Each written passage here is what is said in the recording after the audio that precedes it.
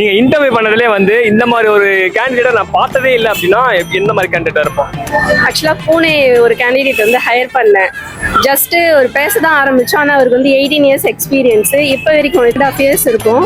So அவர் வந்து இப்போ வரைக்கும் எனக்கு கால் பண்ணிட்டு எப்படி இருக்கீங்க அப்படின்னு ஜஸ்ட் கால் பண்ணி கேட்குறாரு. அது கொஞ்சம் நல்லா இருந்தது.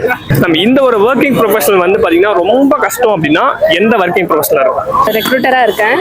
அது என்ன கஷ்டம்னா, இப்போ நான் கேண்டிடேட்ஸ்க்கு வந்து இன்டர்வியூ வந்து ஷெட்யூல் பண்ணுறேன் அப்படின்னா அந்த டைமுக்கு வந்து அவைலபிள்னு சொல்லுவாங்க.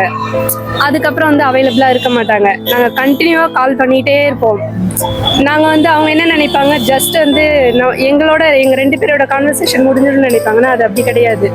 எங்களோட டிஎலுக்கு நாங்கள் ஆன்சர் பண்ணணும், எங்களோட மேனேஜருக்கு ஆன்சர் பண்ணணும், அவங்க வந்து எங்களோட கிளைண்ட்டுக்கு ஆன்சர் பண்ணணும். ஸோ அது ரொம்ப டிஃபிகல்ட்டாக போகும்.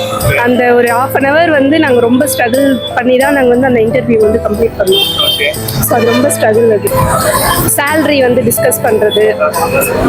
இப்போ வந்து கேண்டிடேட்ஸ் ஒரு சேல்ரி சொல்லுவாங்க, நாங்கள் ஒரு கம்மி பண்ணுவோம் அந்த சேல்ரியை. ஸோ அது ரொம்ப கஷ்டமாக இருக்கும் அவங்கள்ட்ட மேனேஜ் பண்ணுறது.